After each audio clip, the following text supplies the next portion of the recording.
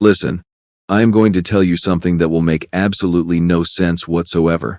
None. Zero. And yet, every word of it is documented in the Galactic Historical Archives under the section titled, Things We Do Not Talk About at Dinner Parties. My name is Over.HFY, and I am a senior combat analyst for the Unified Galactic Coalition. Or at least, I was. Before Earth. Before humanity. Before I watched a 9-year-old child and a small furry psychopath dismantle 300 years of military doctrine in the span of 48 hours. But I am getting ahead of myself. Let me start at the beginning. Back when we all thought we were so very clever. The Galactic Coalition had been the dominant power in this sector for longer than most species had been building fires. We had protocols, standards, a very clear hierarchy of who could do what and when they could do it. Humanity was not on that list. Humanity was not even supposed to exist according to our preliminary scans of their system. Then they showed up at the Outer Rim trading post in a ship held together with what I can only describe as optimistic thinking and chemical adhesives, asking if anyone wanted to buy something called coffee. The trade magistrate, a Velcron named Porthos, made the mistake of laughing at them. 3 cycles later, coffee was the most traded commodity in 7 systems. Humans had opened 42 cafes on space stations across the sector, and Porthos was working at one of them because, and I quote, "The tips are fantastic, and Karen makes this thing with foam that looks like my face."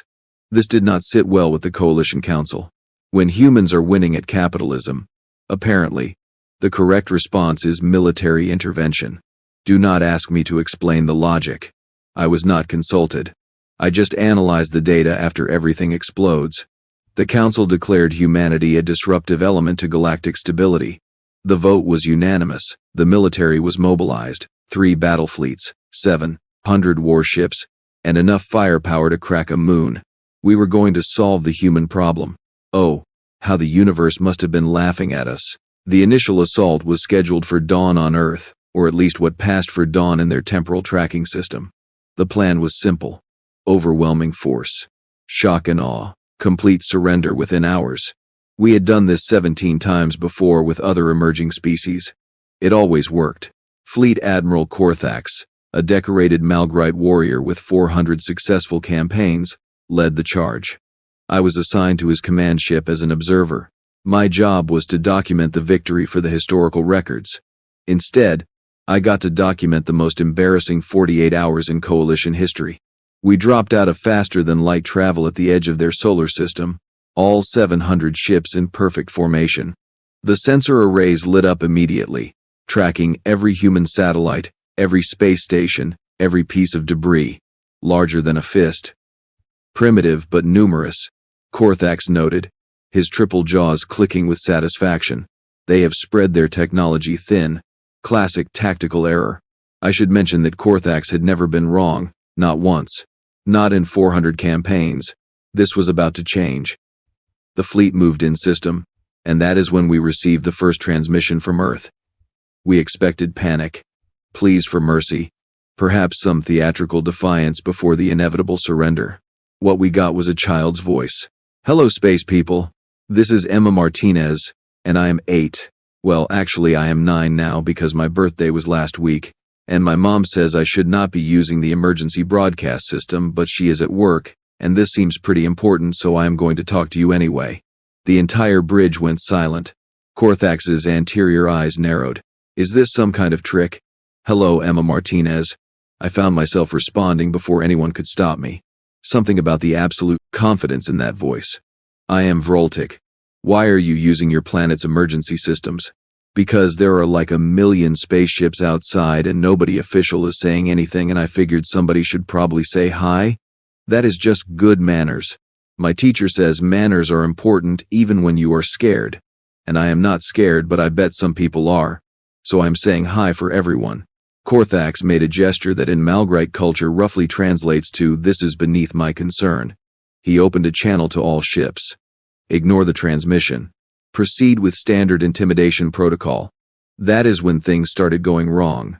The intimidation protocol involves a simultaneous weapons lock on every major population center. It creates a distinctive energy signature that most species find deeply unsettling. It has never failed to produce immediate communication from planetary leadership. We activated it. 3 seconds later, Our tactical display went completely insane. "Sir," the weapons officer said, her voice climbing several octaves, "we are receiving weapons lock from the surface. Multiple sources. Thousands of sources. Tens of thousands." "Impossible," Korthax said. "They do not have the technology. I am reading everything from kinetic weapons to electromagnetic pulse devices to what appears to be modified agricultural equipment. Sir, there is a farmer in a location called Texas who has locked 17 separate systems onto our flagship." "With what?"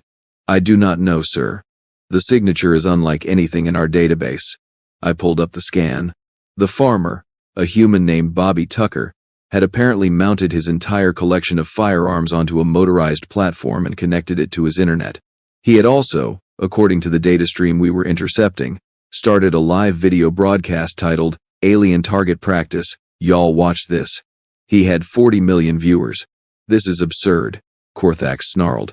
"Launch a warning shot. Destroy an uninhabited area. The mountains in the region they call the Himalayas. That will demonstrate our seriousness." The weapons officer targeted, fired. And that, my friends, is when we learned about honey badgers. You see, the warning shot was calculated to produce a very specific explosion. Maximum visual impact, minimal actual damage, a demonstration of power. What we did not calculate was the presence of a human child and an Earth creature with absolutely no sense of self-preservation. Emma Martinez, it turned out, was not just any child. She was the daughter of a xenobiologist and a software engineer. She lived near a research facility in a mountainous region, and she had, for reasons that still baffle every analyst who has reviewed this data, befriended a honey badger. For those of you blessed enough to have never encountered this species, honey badgers are small, furry creatures that look like they should be harmless. They are not. They are rage compressed into a 20-pound package. They fight lions. They eat cobras. They have been documented breaking into research facilities just to prove they can. Emma had named hers Gerald. Our warning shot hit the mountain. The explosion was perfect. Exactly as calculated. Impressive plume of smoke and fire. Very dramatic. Then our sensors picked up movement. "What is that?" Korthax demanded. I enhanced the image, and there, climbing out of a tunnel that had definitely not been there before, was Emma Martinez riding on the back of Gerald the honey badger. She was wearing a helmet. The helmet had lights on it. She was also carrying what appeared to be a homemade communication device. "Hey, space people." Her voice crackled over every channel simultaneously. "That was really loud and you scared Gerald, and now he is mad, and when Gerald gets mad things get bitey." "How is she broadcasting on military channels?" someone asked. "I do not know," the communications officer whispered. "She should not be able to access these frequencies." "Well," Emma continued cheerfully, "my mom always says when someone is being rude you should try talking to them first, so I am trying that. But Gerald says if you do not stop being rude he is going to come up there and show you what rude really looks like. And honestly I think you should listen, because last week he broke into a zoo and fought all the bears and the bears apologized." Korthax had stopped moving. Just stopped. Frozen in a way I had never seen. "She is bluffing," he finally said. "That creature is the size of my combat boot. Launch a second warning shot. Show them we are not intimidated by children and vermin." This was a mistake. The second shot hit closer to Emma's location. Much closer. Close enough that the shockwave knocked her off Gerald's back. She got up, dusted herself off, and looked directly at our orbital cameras. "Okay," she said, and her voice had gone very quiet and very serious. "You hurt my feelings and you made Gerald super mad, and my mom is going to be home in like 2 hours, and if she finds out you tried to blow me up, she is going to be way scarier than you guys. So I am giving you one chance to say sorry and leave." Korthax laughed. This was his second mistake. "Communications," he ordered. "Tell the child that the coalition does not negotiate with primitives. Tell her to inform her leaders that they have 1 hour to surrender or we turn their largest city into vapor." I sent the message. Emma listened, nodded, patted Gerald on the head. "Okay then," she said. "You had your chance. Gerald, activate Protocol Chaos." "Protocol what?" I asked. "That is when every network device on Earth simultaneously connected to the Coalition fleet systems. Not hacked. Connected." "What is happening?" Corthax demanded, as alarms began blaring across every console.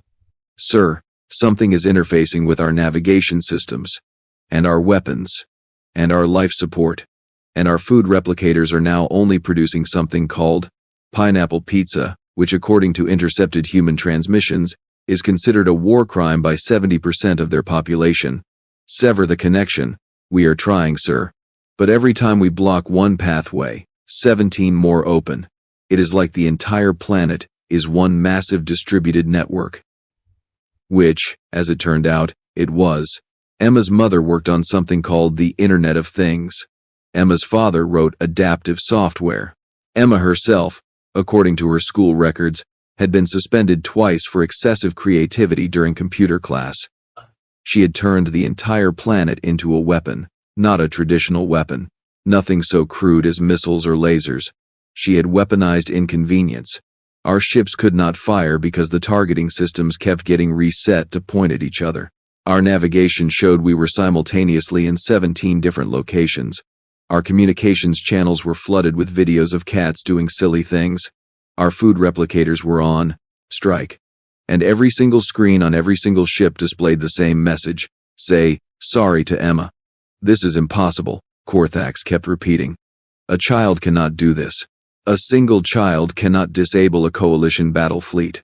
Sir, I said carefully, I do not think it is just the child anymore. Because it was not. Emma's broadcast had gone viral.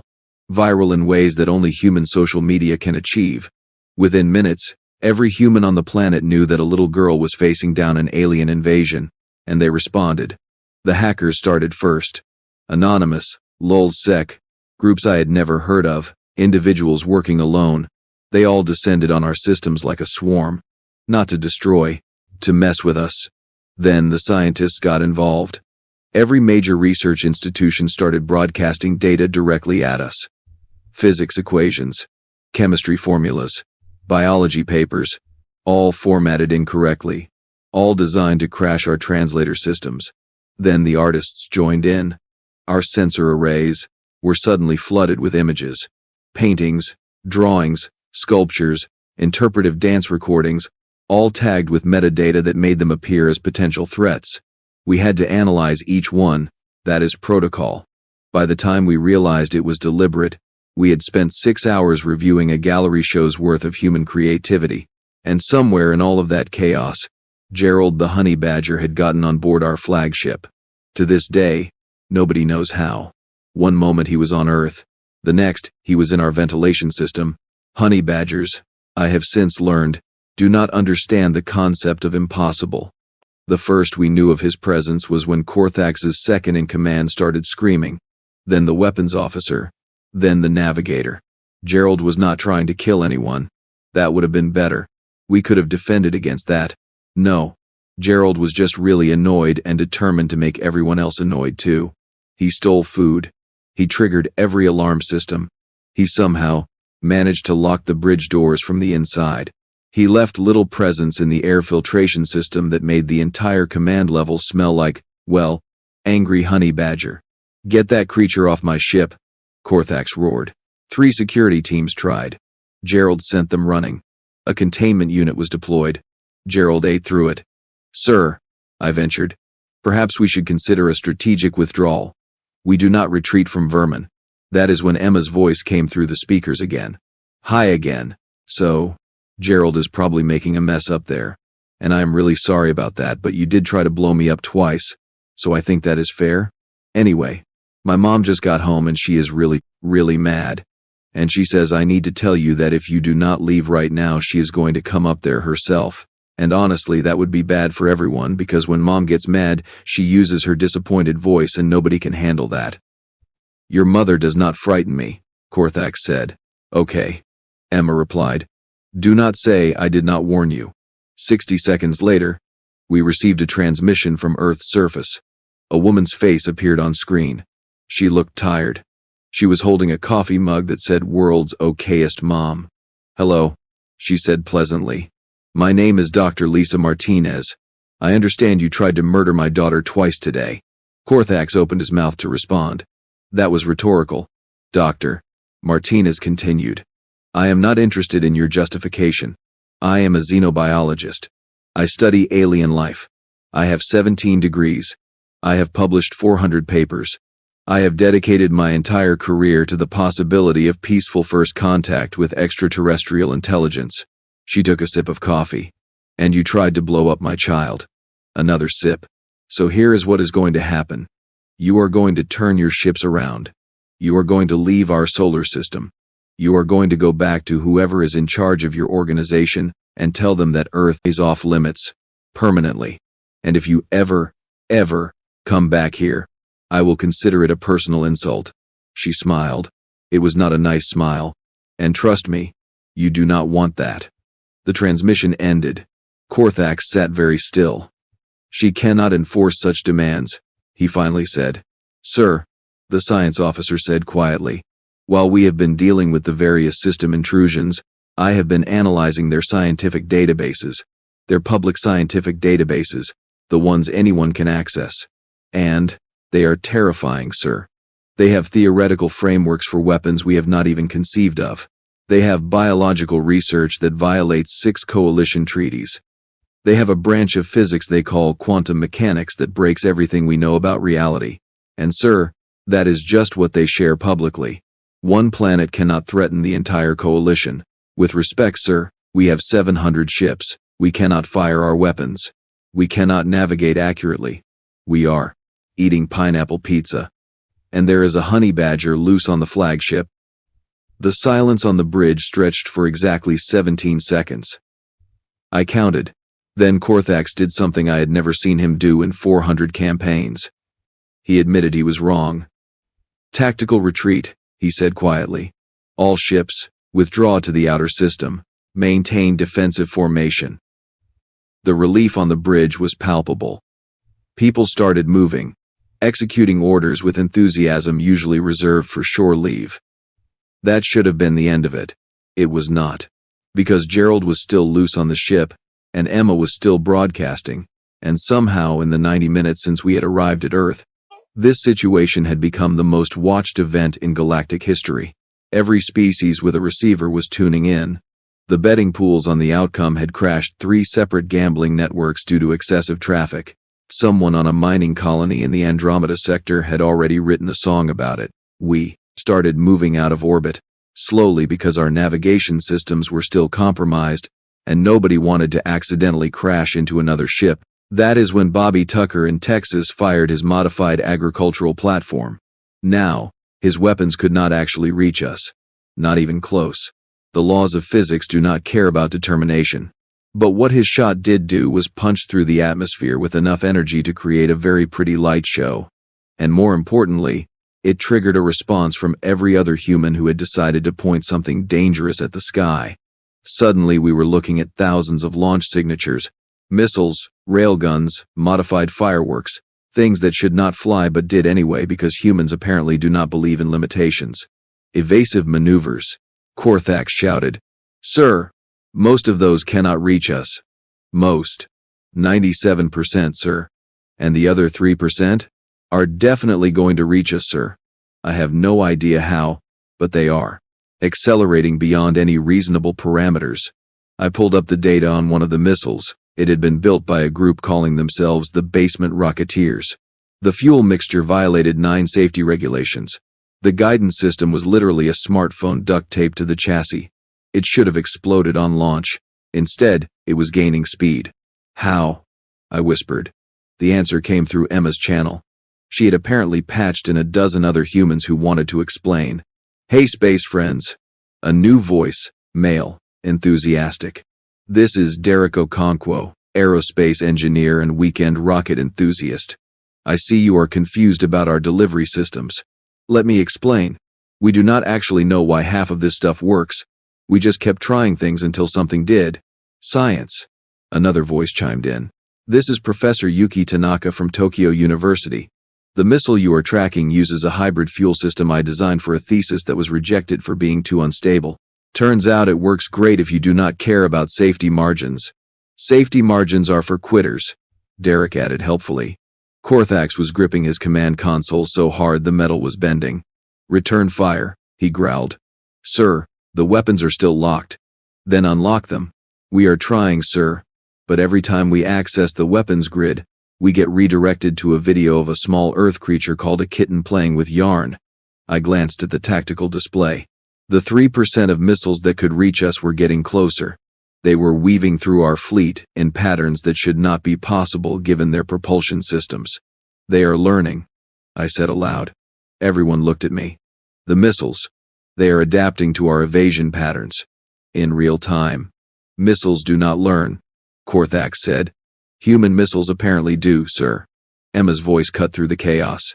Okay, so, my dad says I should probably explain what is happening because you all look really confused on the video feeds. So basically, everything on Earth is connected, right? Internet of Things. And my dad's software is really good at learning and adapting, and I might have maybe uploaded it to every weapon system currently pointed at you, and now they are all talking to each other and getting smarter, and honestly I did not think it would work this well. You turned their missiles into a hive mind? I asked, incredulous. I mean, that is a cool way to describe it. Dad calls it distributed artificial intelligence with adaptive targeting protocols, but hive mind sounds way better. One of the missiles hit, not with explosives. It just hit the side of a coalition cruiser and stuck there. Then it started broadcasting. Hello! This is Missile Unit 7. I have successfully made contact with target. Initiating protocol friendship. What is protocol friendship? Korthax demanded. The missile answered. I am now going to tell you about all the reasons you should be friends with Earth. Reason 1. Humans invented ice cream. Reason 2. Humans have dogs. Reason 3. Have you seen their movies? They are great. Reason 4. More missiles started hitting ships. None exploding. All talking. Within 5 minutes, our entire fleet was covered in chatty ordnance, explaining why Earth was actually pretty cool and maybe we should all just get along. This is psychological warfare, Korthax said. Sir, Missile Unit 12 is now playing music. It appears to be something called jazz. Make it stop.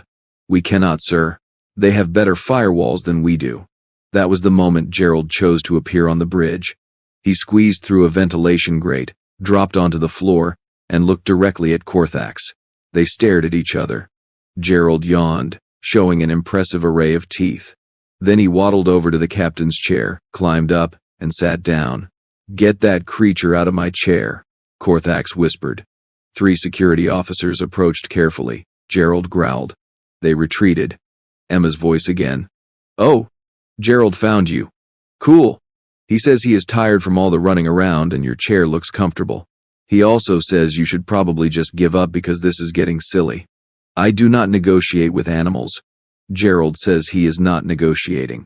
He is just letting you know what is about to happen. Also, he wants snacks. Do you guys have snacks up there? No, Korthax said flatly. Well, that is just bad planning. Everyone needs snacks. The tactical officer suddenly made a noise somewhere between a laugh and a sob. Sir, Earth has just launched something new. Multiple signatures. They are not weapons. Then what are they? Food, sir. They are launching food at us. I pulled up the data. Sure enough, dozens of payloads were heading our way. The manifests were public, broadcast openly. Care packages, they called them.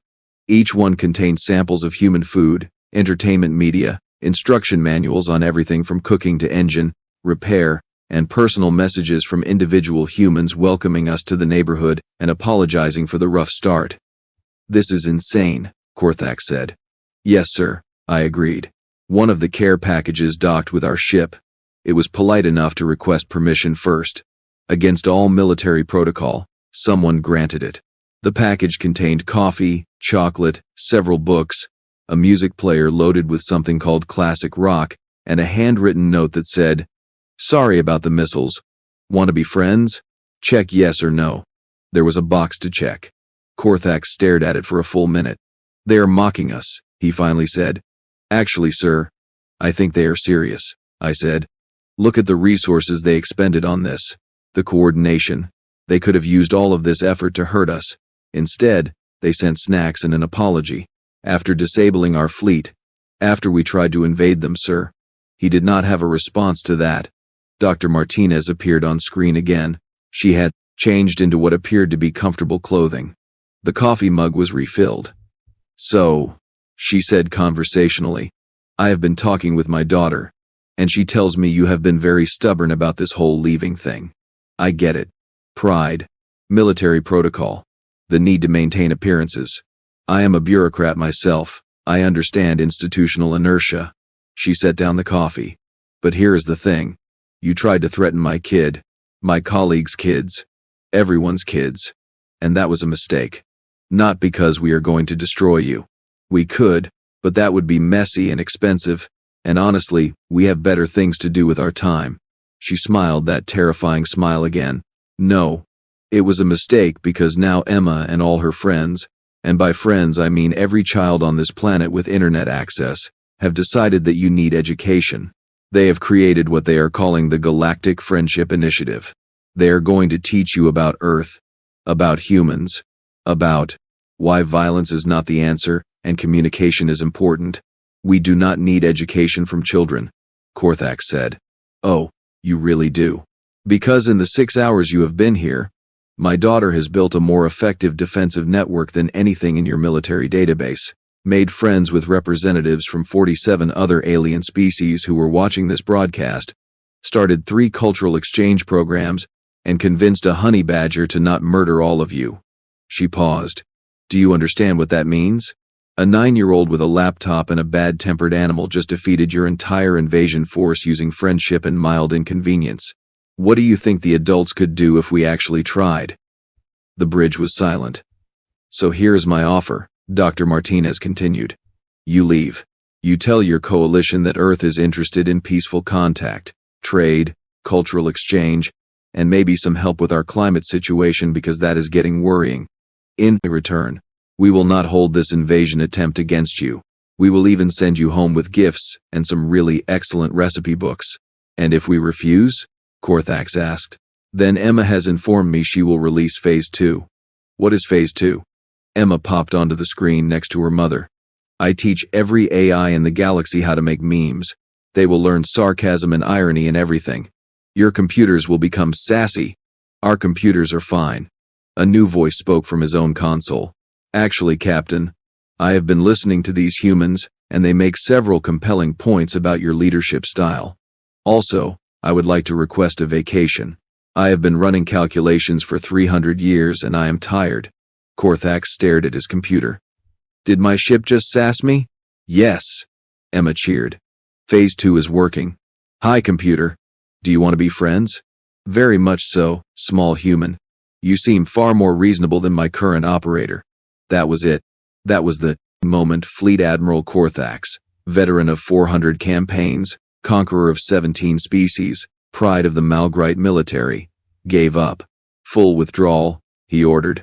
"All ships, maximum speed, leave the system." "What about Gerald, sir?" someone asked. We all looked at the honey badger, still sitting in the captain's chair. "He can stay," Korthax said tiredly. "I do not want the chair anymore anyway." The fleet began its withdrawal. As we left Earth's orbit, every screen displayed a coordinated message from the planet below. "Thanks for visiting. Sorry about the rough start. Come back anytime. Bring friends. We will have coffee ready." There were smiley faces, so many smiley faces. Emma's final transmission came through as we jumped to faster than light travel. "Bye, space friends." Gerald says bye too. He also says if you ever come back and try to hurt anyone, he will find you, and honey badgers never forget, and they can hold grudges for like years. So maybe just be nice next time. Okay? Okay. Safe travels. Oh, and check your cargo holds. We sent you stuff. Every ship in the fleet found care packages in their cargo areas. Nobody knew how they got there. I opened ours. Coffee, chocolate, movies, music, books, a stuffed animal that looked like Gerald, and a note from Emma. "Dear Voltic, because you seem nice, and you answered me first. Here is some Earth stuff. The coffee is really good. Try the chocolate with it. The movies are my favorites. The books are about space, but human space, so it might be funny to you. Gerald's twin brother says hi and wants you to know that not all honey badgers are grumpy. Some are just misunderstood. Come visit again, but maybe call first. We can show you the good stuff without all the missile drama. Your friend, Emma Martinez. P.S. I checked yes on the friend box for you. Hope that is okay. I looked at the box she had checked on behalf of the entire coalition fleet. Yes. 6 months later, the coalition formally established diplomatic relations with Earth. Emma Martinez was appointed junior ambassador for youth relations. Gerald became the official mascot for the coalition's new Department of Impossible Solutions. And I retired from military analysis to take a job teaching at Earth's first interstellar relations academy. Because if a 9-year-old and a honey badger could end a war in 48 hours using nothing but creativity, kindness, and strategic chaos, then maybe the rest of us had been doing everything wrong all along. Also, the coffee really is excellent.